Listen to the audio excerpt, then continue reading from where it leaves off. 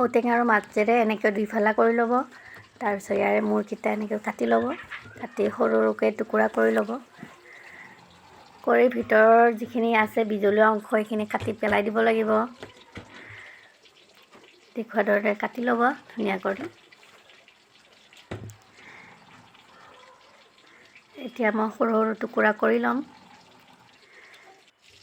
ভালকৈ ধুই লৈছোঁ। ইয়াতে মই এটা আলু দিছোঁ আৰু ঔটেঙাৰ কোমলীয়া অংশখিনি লৈ লৈছিলোঁ। সেইখিনি কুকাৰত মই 2টা হুইচেল মাৰি ল'ম।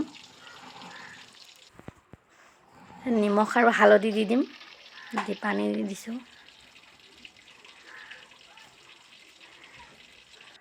সিদ্ধ হৈ যোৱা আলু আৰু ঔটেঙাখিনি মই ওলাই ল'ম বাতি এটাত। ইয়াৰে পানীখিনিও মই ব্যৱহাৰ কৰিম। দেখিবলৈ পাইছে গোটেইখিনি উঠাই লৈছোঁ। উঠাই এইখিনি মই আলুখিনি ভালদৰে পিটিকি ল'ম যাতে জোলখন ঔটেঙাৰ ধুনীয়া ডাঠ হৈ যায়। এতিয়া এটা কেৰাহী লৈছোঁ, তাতে মই মিঠাতেল ব্যৱহাৰ কৰিম। তেলখিনি যেতিয়া গৰম হৈ যাব, ইয়াতে মই আধা চামুচ ক'লা সৰিয়হ দি দিছোঁ। আপোনালোকৰ ওচৰত যদি ক'লা সৰিয়হ নাথাকে বগা সৰিয়হ দিব পাৰে। সৰিয়হখিনি ধুনীয়াকৈ যেতিয়া ফুটিব ধৰিছে তেতিয়া আপুনি 2টা শুকান জলকীয়া দি দিব আৰু এচামুচ কেঁচা জলকীয়া বটি লৈছিলোঁ মই।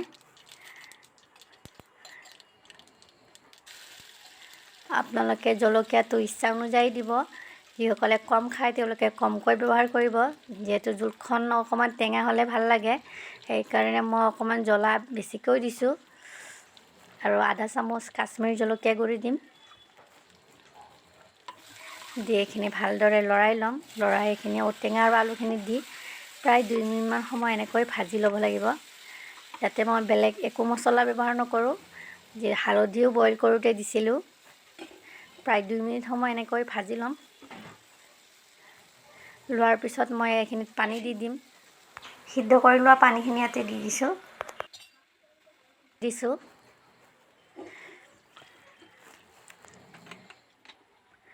পানী দি ভালদৰে ঢাকন দি এইখিনি মই সিদ্ধ হ'বলৈ দিম, উতলিবলৈ দিম।